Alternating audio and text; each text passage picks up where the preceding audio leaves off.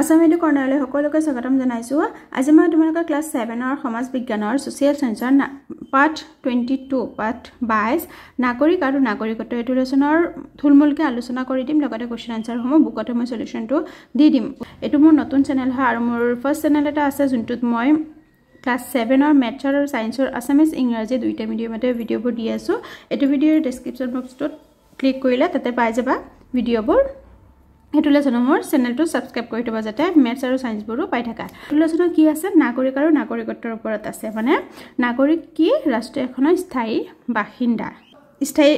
ৰাষ্ট্ৰ এখনৰ স্থায়ী বাসিন্দা বৰে নাগৰিকত্ব কিয় লাভ কৰিব পাৰে আৰু কিয় হেৰুৱাব পাৰে হেতুৰ ওপৰত আছে একদম সৰু লেসন হয় ইমান টান নহয় সোৱানা প্ৰথমতে আছে কি সভ্যতাৰ ক্ৰমবিকাশৰ ফলতে গাঁও চহৰ নগৰ আদি সৃষ্টি হৈ ক্ৰমান্বয়ে এখন উন্নত সমাজ গঠন হ'ল প্ৰথমতে গাঁও চহৰ নগৰ এবোৰ নাছিল পিছত লাহে লাহে গাঁও চহৰ নগৰ এবোৰহাৰ লগতে কি হ'ল ৰাষ্ট্ৰৰো জন্ম হ'ল সময়ৰ বিৱৰ্তনৰ লগে লগে সমাজতে কি হ'ল ৰাষ্ট্ৰৰ জন্ম হ'ল ৰাষ্ট্ৰৰ এক গুৰুত্বপূৰ্ণ উপাদান হ'ল জনসংখ্যা যাক আমি ৰাষ্ট্ৰখনৰ নাগৰিক বুলিও ক'ব পাৰে অকল ৰাষ্ট্ৰ হ'বলৈ হলে কি লাগে জনসংখ্যা লাগিব মানুহ নোহোৱাকৈ এখন ৰাষ্ট্ৰ হ'ব পাৰে জানো গতিকে আমাক ৰাষ্ট্ৰ এখনৰ মেইন উপাদানটো কি জনসংখ্যা আৰু সেই জনসংখ্যাটোৱে কি হ'ল এখন ৰাষ্ট্ৰৰ নাগৰিক যেনেকৈ আমাৰ ভাৰতবৰ্ষৰ নাগৰিক কি আমি ভাৰতবৰ্ষৰ নাগৰিক হ'ল ৰাষ্ট্ৰ এখনৰ স্থায়ী বাসিন্দা আমি ভাৰতৰ স্থায়ী বাসিন্দা আমি ভাৰতৰ নাগৰিক কিন্তু আমি আমেৰিকাৰ নাগৰিক হয় জানো নহয় প্ৰাচীন কালত কেৱল নগৰত বাস কৰা লোকসকলেহে নাগৰিক বোলা হৈছিল মানে প্ৰাচীন কালত যিসকলে নগৰত বাস কৰে গাঁও নহয় নগৰত যিসকলে বাস কৰে তেওঁলোককে নাগৰিক বুলিছিল কিন্তু গণতন্ত্ৰৰ সম্প্ৰসাৰণৰ লগে লগে নাগৰিকত্বৰ ধাৰণা বিস্তৃত হৈছে নাগৰিকৰ প্ৰকৃত অৰ্থ আৰু ইয়াৰ লগত জড়িত বিভিন্ন কথাবোৰ আমি তলৰ কথোপকথনৰ পৰা ভালদৰে জানি লওঁ আহা ওকে মেইন পইণ্টবোৰ মই কৈ দিছো ৰাষ্ট্ৰখনৰ মূল উপাদান এটো ইম্পৰ্টেন্ট পইণ্ট দেই ৰাষ্ট্ৰৰ মূল উপাদান কি জনসংখ্যা নিৰ্দিষ্ট ভূখণ্ড মানে নিৰ্দিষ্ট ভূখণ্ড মানে ভাৰতবৰ্ষত আমি থাকিব লাগিব চৰকাৰ ৰাষ্ট্ৰ এখনত কি থাকে চৰকাৰ থাকে সাৰ্বভৌমত্ব বিভিন্ন নীতি নিয়মৰ মাজেৰে চৰকাৰে কি কৰে ৰাষ্ট্ৰ এখন পৰিচালনা কৰে হেইবোৰে হ'ল সাৰ্বভৌমত্ব তাৰপিছত নাগৰিকৰ অৰ্থ হ'ল এখন ৰাষ্ট্ৰৰ ভূখণ্ড স্থায়ীভাৱে বাস কৰা আৰু ৰাষ্ট্ৰ প্ৰদান কৰা অধিকাৰ ভোগ কৰা লোকসকল হ'ল নাগৰিক ৰাষ্ট্ৰই যিবোৰ অধিকাৰ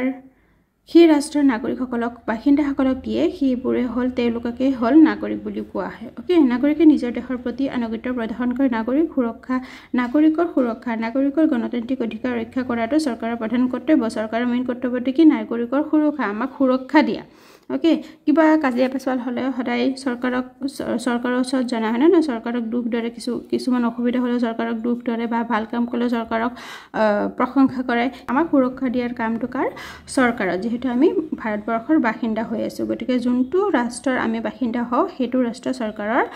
কৰ্তব্য থাকে সেই নাগৰিকসকলক সুৰক্ষা দিয়া এতিয়া আমি নাগৰিক মানে কি হেতু বুজি পালো এতিয়া বিদেশী মানে কি বিদেশীৰ ওপৰত আছে এটো অলপ কাহিনী টাইপত দিছে হেখিনি আৰু মই একেবাৰে লাইন বাই লাইন পঢ়ি দিয়া নাই যোনবোৰ মেইন পইণ্ট হেবোৰ কৈ দি আছো বিদেশী মানে কি কোনো এজন ব্যক্তি নিজৰ দেশৰ পৰা অন্য দেশলৈ গ'লে তাত বিদেশী বোলা হয় মানে সাপোজ ধৰিলা আমি ইণ্ডিয়াত আছো যদি আমেৰিকাৰ পৰা মানুহ আহে আমেৰিকাৰ মানুহ আমাৰ ইণ্ডিয়ালৈ আহে তেতে আমাৰ বাবে তেওঁলোক কোন হয় বিদেশী আৰু যদি আমি আমেৰিকাত যাওঁ আমিতো আমেৰিকাৰ বাসিন্দা নহয় নাগৰিক নহয় গতিকে আমি যদি যাওঁ আমি আমেৰিকাৰ বাবে কি হয়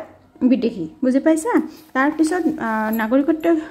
কি কাৰণত লাভ কৰিব পাৰি নাগৰিকত্ব লাভৰ উপায় আৰু কি কাৰণে হেৰুৱাব পাৰি হেবোৰ পইণ্ট আছে নেক্সট পেজত ওকে ইয়াতে জানি থোৱা কিছুমান আছে নাগৰিক আৰু বিদেশী পাৰ্থক্য এটো ইম্পৰ্টেন্ট হয় নাগৰিকে নিজৰ দেশৰ প্ৰতি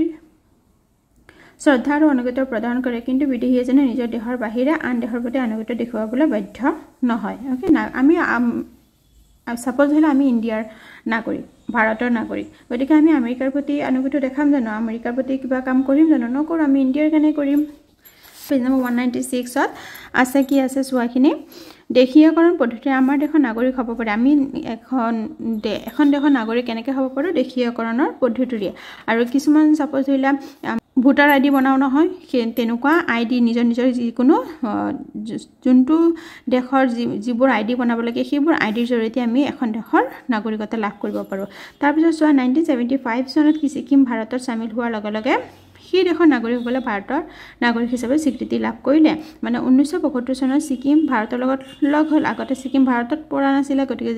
যেতিয়াৰ পৰা ছিকিম ভাৰতত পৰিল গতিকে ছিকিমো ভাৰতৰ ছিকিমসকল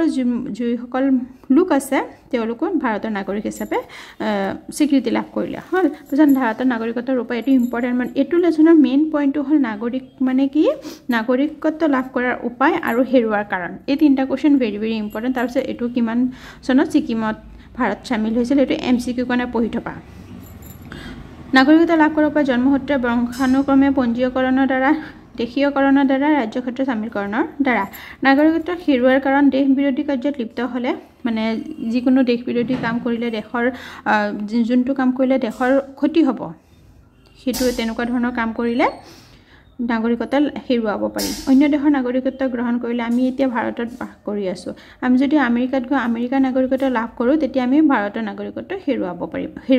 হেৰুৱাব লাগিব ওকে ভাৰতীয় ছোৱালী দুটা দেশৰ নাগৰিকত্ব হ'ব নোৱাৰে হয়নে নহয় ভাৰতীয় ছোৱালী এজনীয়ে যদি অন্য দেশৰ নাগৰিকক বিয়া কৰে সেই দেশৰ নাগৰিকত্ব গ্ৰহণ কৰে যদি আমি ভাৰতীয় ছোৱালী এজনী যদি আমেৰিকাৰ ছোৱালী ইণ্ডিয়াত থকা ছোৱালী এজনী যদি আমেৰিকাত থকা ল'ৰা এজনৰ লগত বিয়া হয় তেন্তে আমেৰিকাৰ নাগৰিকত্ব গ্ৰহণ কৰিব আমাৰ দেশৰ নাগৰিকত্বটো হেৰুৱাই দিব ওকে সেই দেশৰটো গ্ৰহণ কৰিব লাগিব নাগৰিক এজন যদি বহু বছৰ একেবাৰে নিজৰ দেশৰ পৰা আঁতৰি থকা কোনোবা এজন যদি নিজৰ দেশত বহুত দিন ধৰি নাথাকে বহুত বছৰ ধৰি নাথাকে তেতিয়া সেই দেশৰ নাগৰিক হেৰুৱাব পাৰে কাৰণ ভোট দিয়া নহব ভোট নিদিলে কি হ'ব পঞ্জীয়ন কৰা নহব তেতিয়া নাগৰিকত্বটো হেৰুৱাই দিব তেতিয়া আমাৰ সেইজন মানুহ কি হৈ যাব বিদেশী হৈ যাব তাৰ পিছত এখিনি হল এখন দেশৰ নাগৰিকে নিজ ৰাষ্ট্ৰৰ অনুমতি নোলোৱাকৈ অন্য দেশৰ পৰা কোনো উপাধি গ্ৰহণ কৰে তেতিয়া হলে তেওঁৰ নাগৰিকত্ব বিলোপ হ'ব অন্য দেশৰ লোকৰ উপাধিটো গ্ৰহণ কৰে বিয়া হয় তেনেকুৱা অলৰেডি ক'লো বিয়া হয় তেতিয়া হলে কি হ'ব নিজৰ দেশৰ নাগৰিকত্বটো হেৰুৱাই দিব তাৰ পিছত ভাৰতীয় ছোৱালী এজনী যদি অন্য দেশৰ নাগৰিকক বিয়া কৰে সেই দেশৰ নাগৰিকত্ব লাভ কৰে তেতিয়া হলে তেওঁ ভাৰতৰ নাগৰিকত্ব হেৰুৱাব অলৰেডি মই এখিনি কথা আগতেও ক'লো এতিয়া কোৱেশ্চন দুটা দিছে চোৱা নাগৰিক বুলিলে কি বুজা নাগৰিক বুলিলে এটো যি ব্যক্তিয়ে এখন দেশত স্থায়ীভাৱে বসবাস কৰি সেই দেশৰ সকলো অধিকাৰ ভোগ কৰে তেনে ব্যক্তিক নাগৰিক বোলে নাগৰিকৰ আৰু এটা কোৱেশ্চন একে ধৰণৰ লিখিব পাৰা এটো লিখিব পাৰা এখন ৰাষ্ট্ৰৰ ভূখণ্ডত স্থায়ীভাৱে বাস কৰা আৰু ৰাষ্ট্ৰই প্ৰদান কৰা সকলো অধিকাৰ ভোগ কৰা লোকসকল হ'ল নাগৰিক ইয়ালৈকে লিখিব পাৰা যিকোনো ধৰণে লিখিব পাৰা ওকে তাৰ পিছত পৌৰ অধিকাৰ আৰু ৰাজনৈতিক অধিকাৰ কোনে ভোগ কৰিব পাৰে পৌৰ অধিকাৰ আৰু ৰাজনৈতিক অধিকাৰ নাগৰিকে পৌৰ আৰু ৰাজনৈতিক অধিকাৰ কোনে ভোগ কৰিব পাৰে নাগৰিকসকলে পৌৰ আৰু ৰাজনৈতিক অধিকাৰ ভোগ কৰিব পাৰে কি কাৰণত এজন ভাৰতীয় নাগৰিক তেওঁৰ নাগৰিকত্বৰ পৰা বঞ্চিত হ'ব পাৰে কি কাৰণত এটো হল কাৰণটো ওকে এনেকুৱা ধৰণৰ কোৱেশ্চন আকৌ যোনটো অনুশীলনত দিছে তেনেকুৱা একে ধৰণৰ কোৱেশ্চন দিছে সো নাগৰিক শব্দৰ অৰ্থ কি যদি শৰ্টকে পঢ়িব বিচাৰে তেন্তে লিখিব পাৰে যে নাগৰিক হল ৰাষ্ট্ৰ এখনৰ স্থায়ী বাসিন্দা এনেকৈ লিখিব পাৰে যদি এমসিকিউত আহি যাব পাৰে নাগৰিকৰ অৰ্থ বা শৰ্ট কোৱেশ্চনতো হয়তো আহি যাব পাৰে শৰ্ট কোৱেশ্চনটো তোমালোকক বেছিভাগ নিদিয়ে কাৰণ এমসিকিউ দি দিব কাৰণে এটো হল সৰু এনসাৰটো ৰাষ্ট্ৰ এখনৰ স্থায়ী বাসিন্দা আৰু যদি দীঘলকে লিখিব পাৰিছাৰা এটো হল নাগৰিকৰ ডেফিনিশ্যন তাৰ পিছত আৰু এটা আছে অনুশীলনীত পেজ নম্বৰ 197ত আছে এটো ফাৰ্স্ট পইণ্টটো নাগৰিকৰ ডেফিনিশ্যনটো ওকে কাক বুলেটো তাৰ পিছত খ নম্বৰটো বিদেশী মানে কি বিদেশী হল এটো সেকেন্ড পইণ্টটো হল বিদেশী এটো হল পেজ নম্বৰ এটো হ'ব একৰ খটো এটো একৰ ক এটো হ'ব একৰ খ বিদেশী বুলে ওকে লোকক বিদেশী বুলে যেতিয়া কোনো ব্যক্তিয়ে আন কোনো ৰাষ্ট্ৰত থাকি সেই ৰাষ্ট্ৰৰ পৌৰ অধিকাৰ ভোগ কৰে তেনে লোকক বিদেশী বুলে এটো হল নেক্সট হল গ নম্বৰটো নাগৰিকে দেশৰ কি অধিকাৰ ভোগ কৰিব পাৰে নাগৰিকে দেশৰ কি অধিকাৰ ভোগ কৰিব পাৰে নাগৰিকে দেশৰ কি পৌৰ আৰু ৰাজনৈতিক অধিকাৰসমূহ ভোগ কৰিব পাৰে তেনেকৈ লিখিলে বা ৰাষ্ট্ৰীয় নাগৰিকসকলে পৌৰ আৰু ৰাজনৈতিক অধিকাৰ ভোগ কৰিব পাৰে এটো একৰ গ মই ইয়াতে লিখি দিও উত্তৰ পৌৰ আৰু ৰাজনৈতিক দুটা ৱৰ্ডে মেইন ৱৰ্ড দুটাই পৌৰ আৰু ৰাজনৈতিক অধিকাৰ ভোগ কৰে তাৰ পিছত কোন চনত ছিকিম ভাৰতৰ লগত শামিল হৈছিল এটো আনসাৰ পেজ নম্বৰ 196ত 1975 চনত 1975 চনত চনবোৰ সদায় অসমীয়াত লিখিবলৈ চেষ্টা কৰিবা তাৰ পিছত চোৱা কি আছে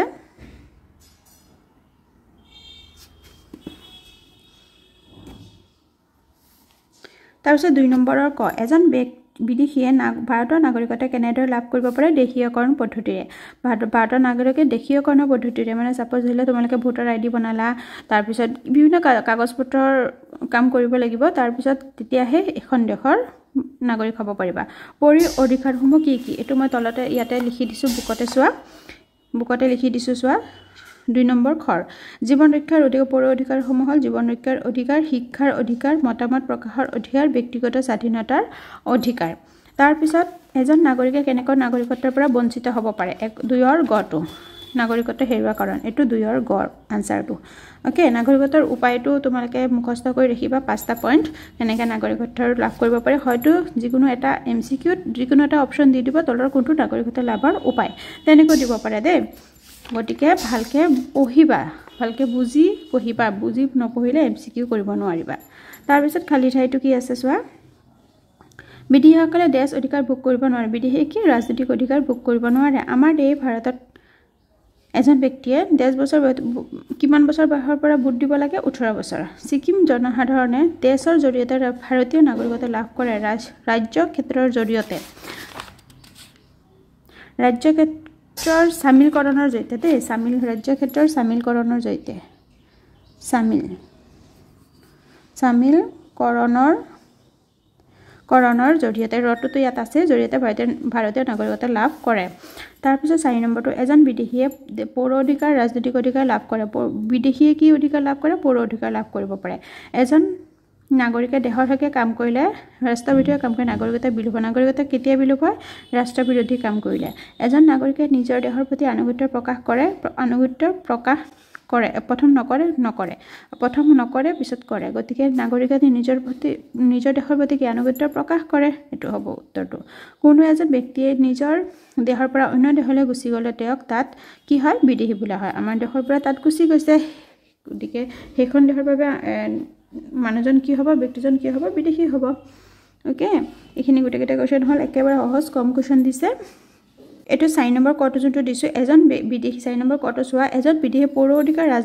বিদেশীয়ে ৰাজনৈতিক অধিকাৰ পাব নোৱাৰে কিন্তু পৌৰ অধিকাৰ পাব পাৰে জীৱন ৰক্ষা বিদেশী এজন আমাৰ ভাৰতলৈ আহিছে গতিকে তেওঁ জীৱন ৰক্ষাটো কৰিব পাৰিব নিজৰটো জীৱন ৰক্ষাটো কৰিব খাব লাগিব মানে চলিব লাগিব খাব পাৰিব হয় নহয় জীৱনটো ৰক্ষা কৰিব হলে খাব লাগিব গতিকে হেতুটো বাধা দিব নোৱাৰে বিদেশীক গতিকে হেতু হ'ব গতিকে বিদেশী পৌৰ অধিকাৰ ভোগ কৰিব পাৰে কিন্তু ৰাজনৈতিক অধিকাৰ ভোগ কৰিব নোৱাৰে শিক্ষাৰ অধিকাৰ যিকোনো ধৰণৰ শিক্ষা ল'ব পাৰিব মতামত প্ৰকাশ নিজৰ মতামতটো প্ৰকাশ কৰিব পাৰিব সাপোজ দিলে আমেৰিকা মানুহ এজন আমাৰ ইয়াত আহিছে নিজৰ তেওঁলোকৰ কথাখিনিতো আমাক কথা ক'ব পাৰিব কথা পাতিব পাৰিব হেতুৱে মতামত প্ৰকাশৰ অধিকাৰ ব্যক্তিগত স্বাধীনতাৰ অধিকাৰ এটো হল নিজৰ স্বাধীনতাটো তেওঁ যোনটো কৰিব পাৰে মানে যোনটো অসংগত কাম বেয়া কাম নকৰি যিকোনো ধৰণৰ কাম তেওঁ কৰিব পাৰিব কিন্তু তেওঁ নাগৰিকত্ব ৰাজনৈতিক অধিকাৰ নাপায় অকল পৌৰ অধিকাৰখিনিহে লাভ কৰিব দেই এটো মনত ৰাখিবা গতিকে এখিনি দি আজি ভিডিঅ'টো ইয়াতে সামৰিছো নেক্সট ভিডিঅ'টোৰ বাবে চেনেলটো সাবস্ক্ৰাইব কৰি থবা তেতিয়া ভিডিঅ'বোৰ পাই যাবা গতিকে আজিলৈ আহিছো ধন্যবাদ